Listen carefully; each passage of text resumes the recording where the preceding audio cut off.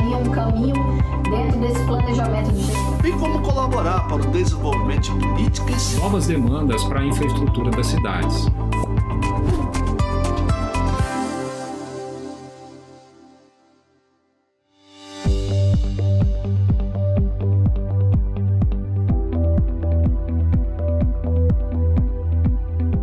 Então, vamos lá. Encontram-se especificados no PPA de forma regionalizada as diretrizes, os objetivos e as metas da administração pública. O PPA inclui ainda os recursos orçamentários e não orçamentários que são alocados nos diversos programas constantes do processo de elaboração do PPA e encaminhados ao Congresso Nacional no projeto de lei do PPA. Ele tem vigência ao longo de 4 exercícios financeiros, devendo seu projeto ser enviado para aprovação do Congresso até 31 de agosto do primeiro ano de cada mandato presidencial, para que na sua execução tenha início no segundo ano desse mandato, concluindo-se no primeiro ano do mandato presidencial subsequente, o que falamos nesse instante. E aqui trouxe essas imagens para a gente memorizar um pouquinho da parte da avaliação de políticas públicas no Senado. A parte final da política pública, final na imagem que eu mostrei, mas como eu expliquei como o ciclo é cíclico, vou usar essa redundância aqui para realmente vocês gravarem. A avaliação de políticas públicas no Senado é recente. Não posso falar em avaliação de políticas públicas na Câmara ainda. Houve várias audiências públicas no final do ano passado. A Câmara discutiu esse assunto, mas ainda não houve uma institucionalização, que é através da norma, que é o nosso regimento interno, ou do Senado ou da Câmara. Essas avaliações de políticas públicas, quem faz são as comissões temáticas do Senado, por enquanto, né? Vamos ver se em breve a Câmara vai aderir. O que é que acontece, professora? Como é que essa avaliação de políticas públicas? Durante todo o ano, elas são anuais, entendeu? Eles escolhem uma política pública naquele ano. Não são todas as avaliações nas políticas públicas, até porque o papel do Senado na avaliação de políticas públicas, ele é justamente um papel de ceder o espaço público. A avaliação de políticas públicas, ela tem todo como a gente viu anteriormente, todo um arcabouço jurídico da institucionalização pelo Tribunal de Contas, que é um órgão de assessoramento do Legislativo. Então, todo ano, o Tribunal de Contas ele manda um relatório, né, sobre as contas públicas pelo Senado. Mas ele hoje está fazendo algo a mais e foi o precursor no Brasil de toda essa mobilização para uma política de avaliação de políticas públicas. Então, essa do Senado, ela é importante porque na comissão do Senado é onde há a instrução das políticas públicas, minha gente. E aquela toda movimentação que a gente falou no começo da aula, sobre audiências públicas, sobre participação da sociedade e sobre os acordos do presidencialismo de coalizão, na prática, elas são realizadas pelas comissões de temáticas no Senado.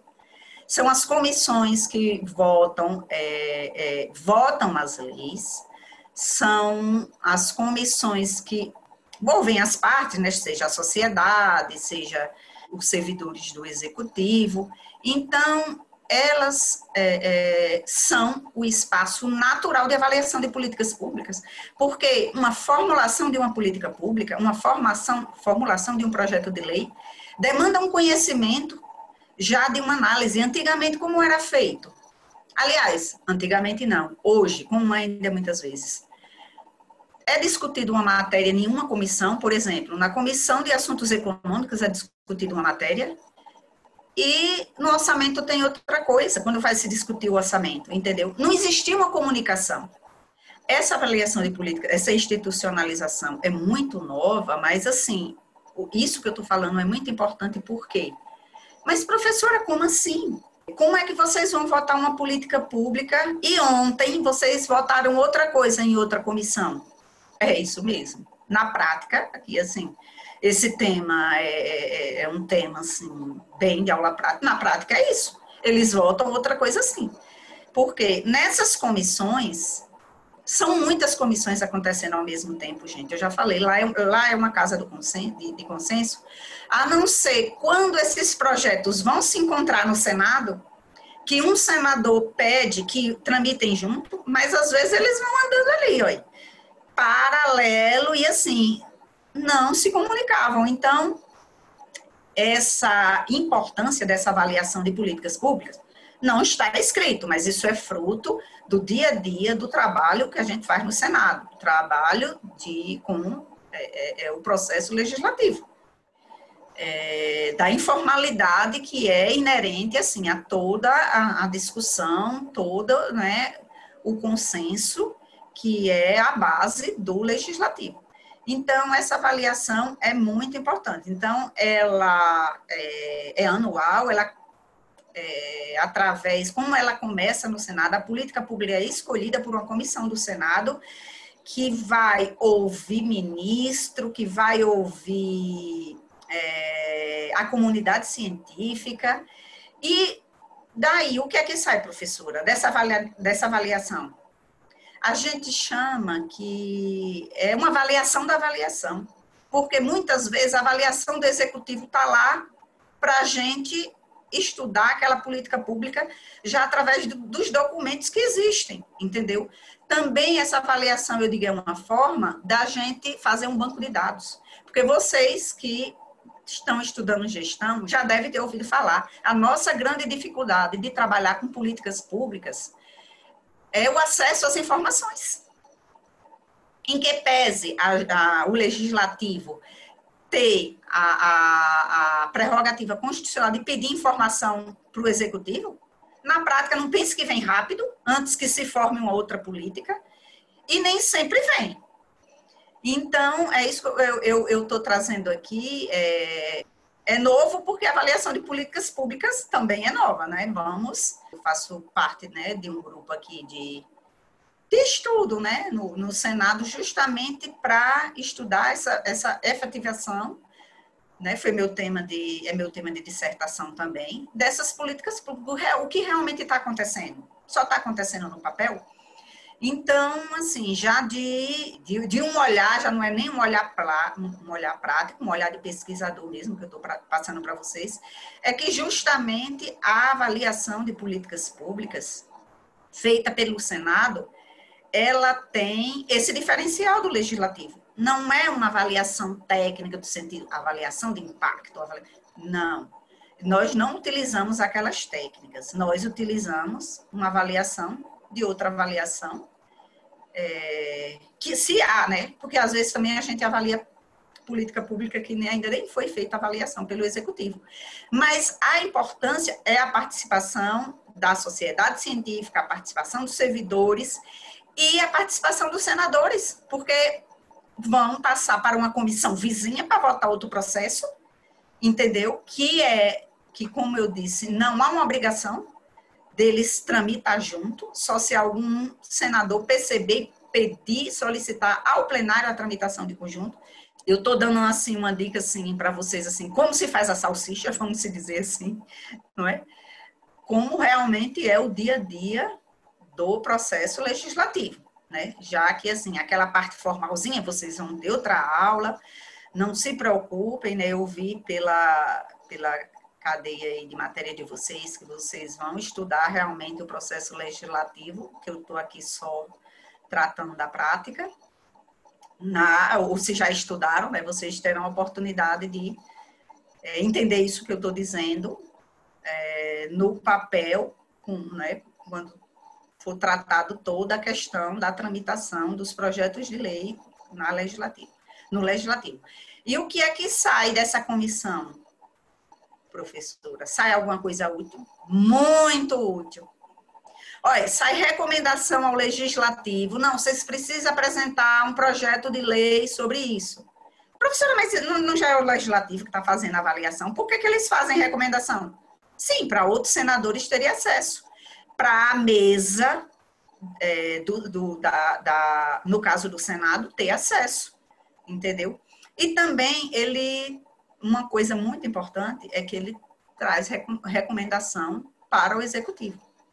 Além dele trazer recomendação para o Executivo, às vezes, depois que um ministro participou da audiência pública, que vai gerar esse relatório final, ele volta no outro ano aqui, porque às vezes mudou a legislatura, os senadores que participaram dessa avaliação não estão mais lá, entrou senador novo, professora, e agora? Às vezes ele chama o ministro de novo para falar tudo, e gente, aquilo ali, cada audiência pública que tem, como vocês já viram, é participação da sociedade, é participação do servidor público, aquilo ali vai se renovando, vai aperfeiçoando a política, entendeu? Eu acho, assim, que se eu parar aqui nesse quadro, já valeu, assim, 50% de tudo que eu disse a vocês aqui antes, entendeu? Para vocês entenderem mesmo como é feita a política pública na prática. Porque eu já trabalhei no judiciário e eu era muito acostumadinha do processo civil, o processo penal. Gente, o processo legislativo, ele só é obedecido no que está na Constituição. O regimento que vocês vão estudar, claro, o professor vai dizer que trata, o projeto de lei é iniciado assim, assado, tramita assim, mas aquilo ali pode ser suplantado por uma coisinha chamada acordo de líderes, que está também, essa possibilidade também está no regimento. Então, isso suplementa todo o processo legislativo. Se tiver um acordo de líderes para aprovação de um projeto de lei, é em um dia. Porém, a PEC, se a política pública for através de PEC, o colégio de líderes não pode influenciar, porque é matéria constitucional. Oxente, professora, por que isso? Porque a Constituição, ela já foi mais discutida por outro legislador, por muitos legisladores, um legislador anterior que não está trabalhando o interesse naquela legislatura. E os projetos de lei, não, os projetos de lei são de interesse da legislatura. Então, eles não têm todo esse aparato para ser modificado.